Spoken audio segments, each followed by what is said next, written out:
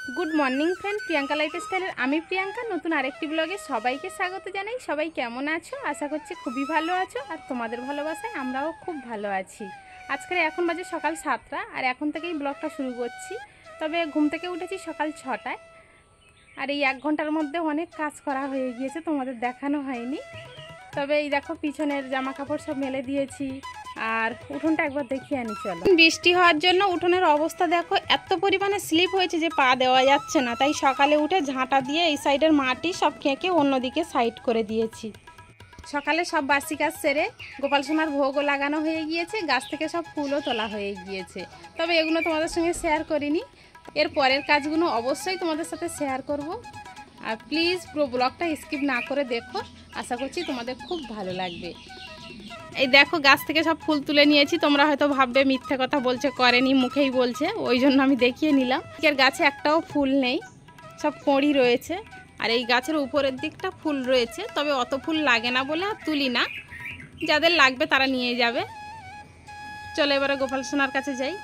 এই দেখো গোপাল সোনার ভোগও লাগিয়ে দিয়েছিলাম, এবার ভোগটা তুলে নেব। তারপরে ওই তুলসী মহারানীকে বাইরে দিয়ে আসা হয়নি রৌদ্রে, ওটাকেও বাইরে দিয়ে আসবো। আর তারপরে অন্য কাজ আছে। ঠাকুর ঘর থেকে বের হয়ে দেখি মেসোমশাই এসেছে, মানে এটা আমার মেসো শ্বশুর। তবে আমাদের বাড়ি থেকে 10 টাকা গাড়ি ভাড়া করে মেসোমশাইয়ের বাড়ি যেতে হয়।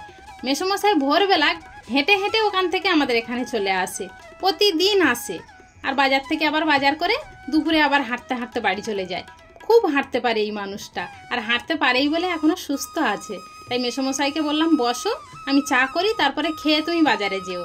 তা বলছিল না বসবো না। আমি বললাম না বসো, না খেয়ে যেও না, সকালে এসেছো না খেয়ে যেতে আছে।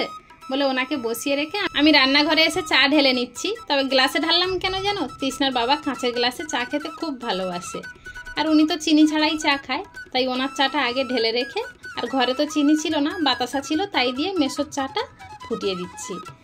আর মেসোমশাই তো প্রচণ্ড হারে মিষ্টি খায়, তাই একটু বাতাসাটা বেশি দিলাম।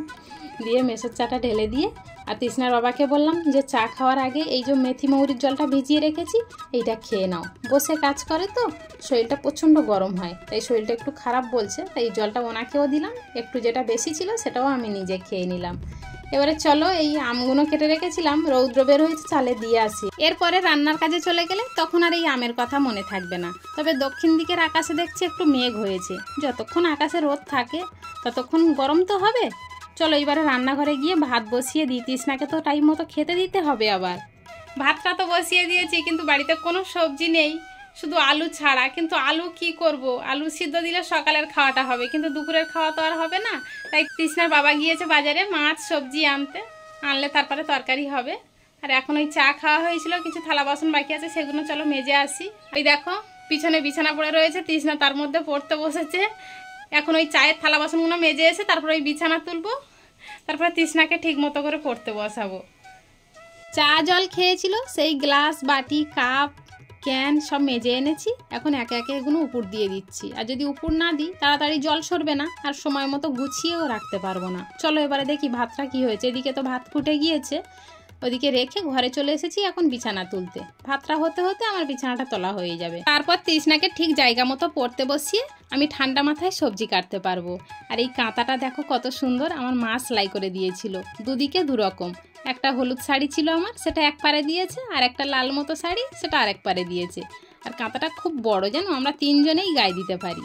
মা কোমর নিয়ে পারে না, তবুও খুব কষ্ট করে সেলাই করে দেয়। যতটুকুনি সময় পায় সে সময়টা অপচয় করে না। সত্যি মা কাছে না থাকলেও এই সব জিনিসগুলো দেখলে মার কথা খুব মনে ওঠে। এরই মধ্যে তৃষ্ণার বাবা তো সবজি বাজার করে নিয়ে এসেছে, কত রকমের সবজি দেখো, আম, বেগুন, উচ্ছে, ঝিঙে, পটল, টমাটো, আর ওটা এনেছে কি ফুটি মতো কি একটা জিনিস, আর লাল শাকও এনেছে। সেগুলো গুছিয়ে রেখে এখন মাছ কাটতে এসেছি। এগুলো এনেছে বেলে মাছ। আমাদের বাড়িতে বড় মাছ খাওয়া হয় না, কেননা তৃষ্ণার বাবার তো বারণ আছে বড় মাছ খেতে। এবার যদি আমরা খাই সেই মানুষটার তো ইচ্ছা হয় খাওয়ার, ওই জন্য আমরাও খাই না, ওনাকেও দিই না। তবে বড় মাছের থেকে আমি তো মনে করি এই ছোটো ছোটো মাছগুলো খেতে খুবই টেস্ট আর খুবই ভালো লাগে। বড় মাছ তো চাষের মাছ, আর ওগুলো তেলযুক্ত মাছ, যত না খাওয়া হবে তত আমাদের শরীরের উপকার, এটা ভেবে আমরা সবাই এই মাছ খাই।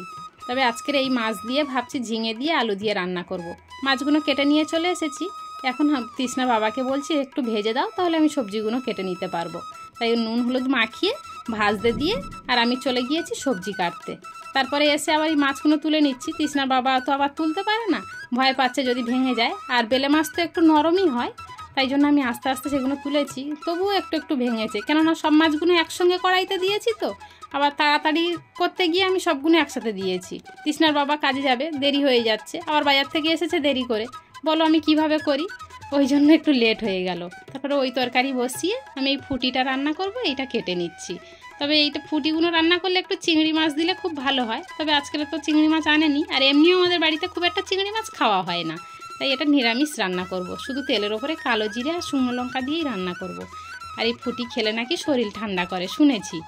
আর আমাদের বাড়ি আগে দেখেছি ছোটোবেলায় যে এগুলো চাষ হতো, তবে এগুলো কাঁচা খেত, এই ফুটিটা পেকে গেলে খেত, আর অন্য যে লম্বা ফুটিগুলো হয় সেগুলো কাঁচা খেত। এই ফুটির দানাগুলো দেখো একদম গোছানো গোছানো থাকে ভিতরে, তাই না?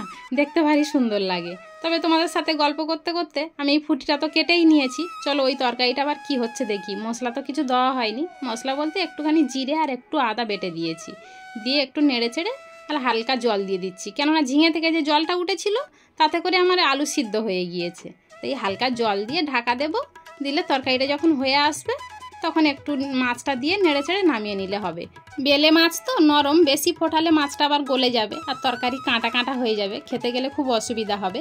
আর এদিকে তরকারিটা প্রায় আমার হয়ে গিয়েছে, কিন্তু তৃষ্ণার বাবার কাজে যাওয়ার সময় হয়ে গিয়েছে, তাই ওনার তরকারিটা কড়াই থেকে বাটিতে তুলে দিলাম, দিয়ে আমাদের তরকারিটা ঢেলে তারপরে চলো ওনার টিফিন কৌটোটা আগে গুছিয়ে দিই, তারপরে অন্য তরকারি বসাবো।